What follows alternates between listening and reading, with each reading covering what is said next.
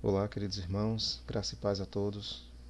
Amados, dando então continuidade ao nosso estudo no Catecismo de Heidelberg, a semana passada a gente viu a pergunta de número 54. O que você crê sobre a Santa Igreja Universal de Cristo? Hoje, nós iremos ver a pergunta de número 55. Como você entende a comunhão dos santos? Mas antes de continuar, oremos ao nosso bom Deus. Amado Pai, te pedimos humildemente que teu Santo Espírito possa nos auxiliar essa manhã e compreendermos a tua palavra com clareza. Que o Senhor nos ajude nesses momentos difíceis que estamos passando, mas o Senhor é a nossa esperança. Cremos em Ti. Cremos que tudo o que está acontecendo é algo que deve acontecer, é algo não somente permitido, mas decretado pelo Senhor, pois o Senhor é soberano dos céus e da terra.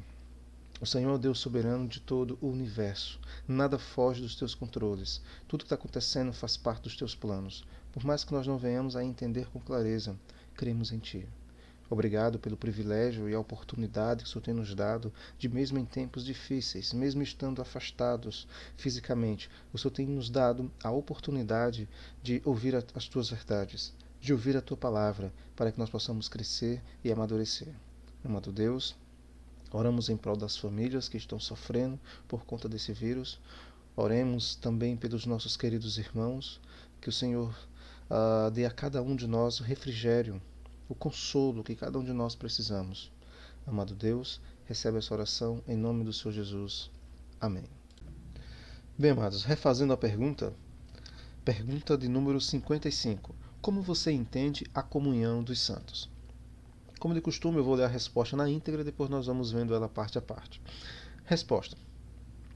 Primeiro, entendo que todos os crentes, juntos e cada um por si, têm como membros comunhão com Cristo, o Senhor, bem como todos os seus ricos dons. Segundo, que todos devem sentir-se obrigados a usar seus dons com vontade e alegria para o bem dos outros membros. Muito bem. Então vamos aí por parte, né? Então como você entende a comunhão dos santos? Só relembrando os irmãos que nós ainda estamos dentro do catecismo vendo o credo apostólico, né? Muito bem. Então, irmãos, vamos aqui então por parte. Então, como a gente crê na comunhão dos santos? Primeira resposta. Primeiro, entendo que todos os crentes juntos e cada um por si, eles têm como membros, por fazer parte do corpo de Cristo, eles têm comunhão com Cristo, o Senhor, bem como também todos os seus ricos dons. Então, a nossa comunhão com o Senhor, ela nos proporciona ricos dons. Vamos ler algumas passagens aqui para que nos possa ajudar na compreensão dessa resposta. Em Romanos, capítulo 8, verso 32, nos é dito o seguinte: aquele que não poupou o seu próprio filho, antes por todos nós o entregou, porventura não nos dará graciosamente com ele todas as coisas? Em 1 Coríntios, amados, o verso 6, perdão, 1 Coríntios capítulo 6, verso 17, diz assim, 1 Coríntios capítulo 6, verso 17. Mas aquele que se une ao Senhor é um espírito com ele. Ainda em 1 Coríntios, agora o capítulo 12. 1 Coríntios, capítulo 12. Olha aí os versos 12 e verso 13.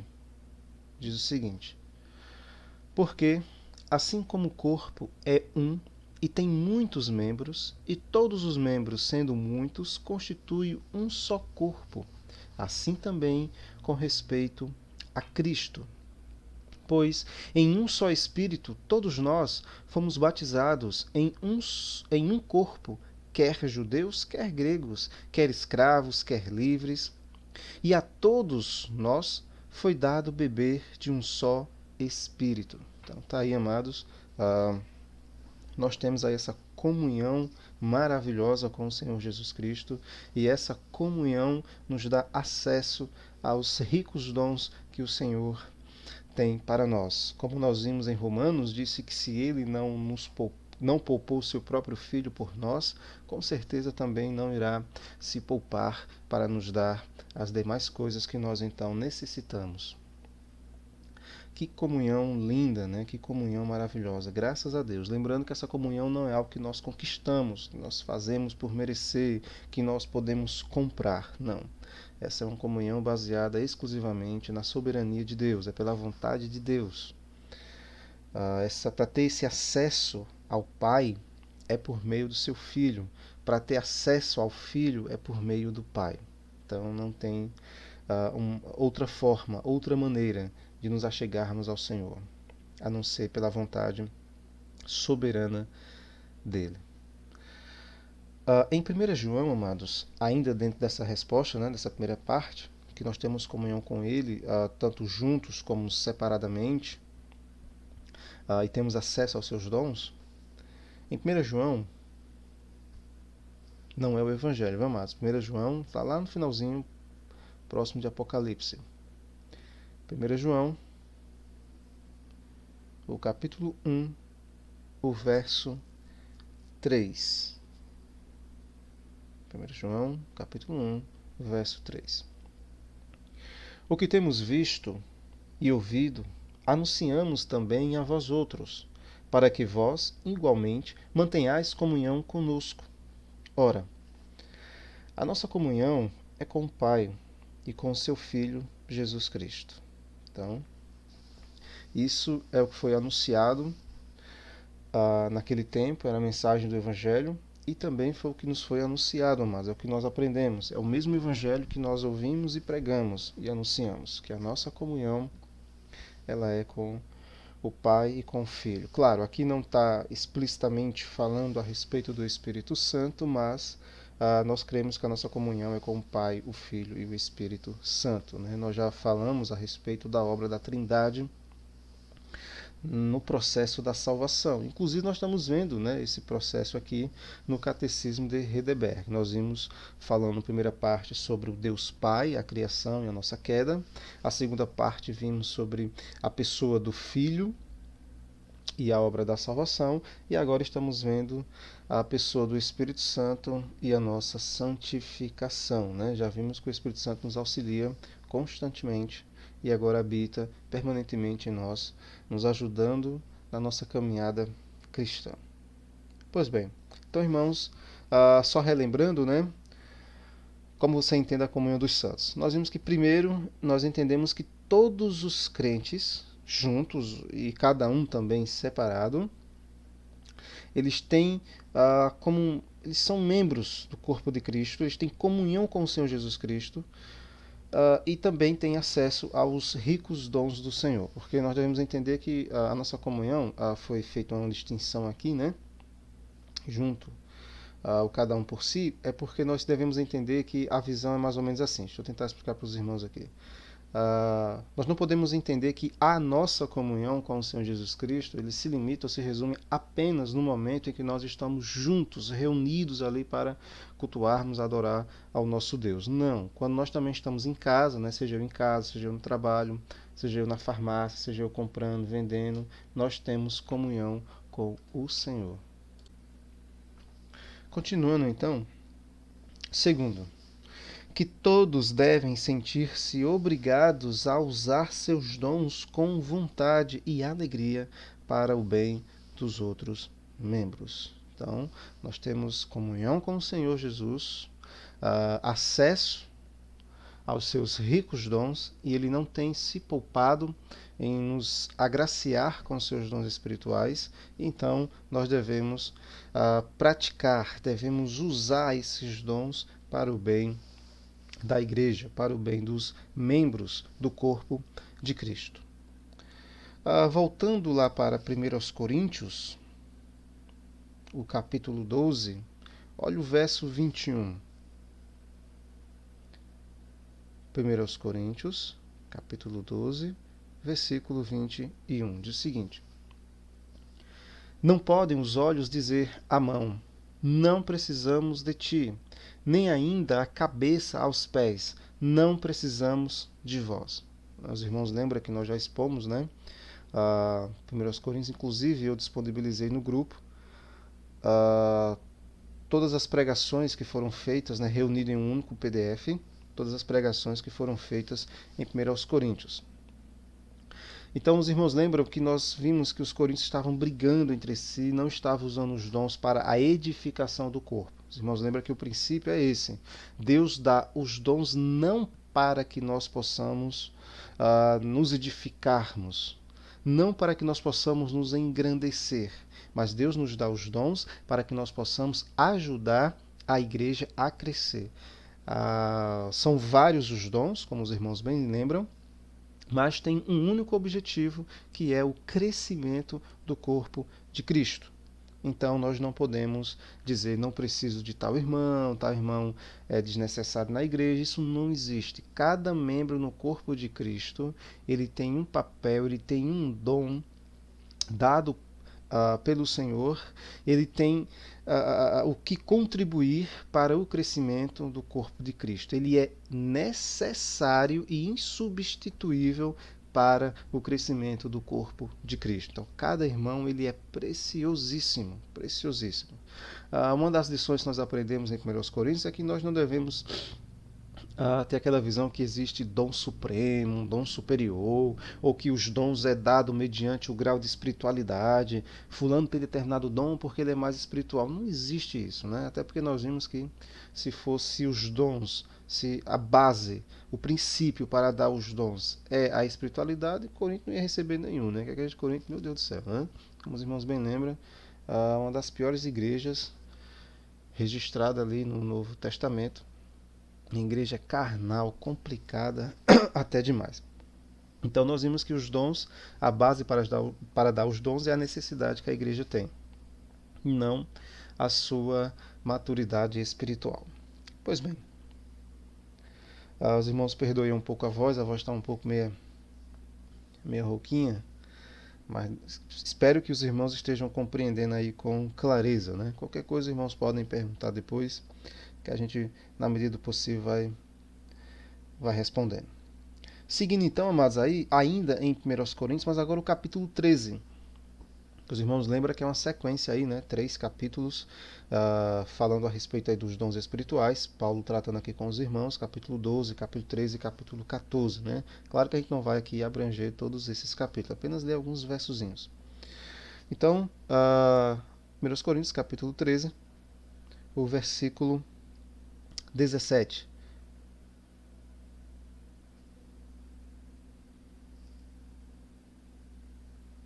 Perdão, irmãos. É 1 Coríntios 13, de 1 a 7. Né? 17 nem tem. É de 1 a 7. 1 Coríntios, capítulo 13, a partir do verso 1 até o verso 7.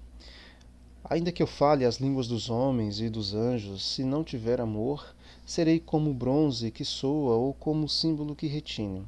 Ainda que eu tenha o dom de profetizar e conheça todos os mistérios, em toda a ciência, ainda que eu tenha tamanha fé a ponto de transportar montes, se não tiver amor, nada serei. E ainda que eu distribua todos os meus membros entre os pobres, e ainda que entregue o meu próprio corpo para ser queimado, se não tiver amor, nada disso me aproveitará. O amor é paciente, é benigno, o amor não arde em ciúmes, não se afuna, não se ensoberbece,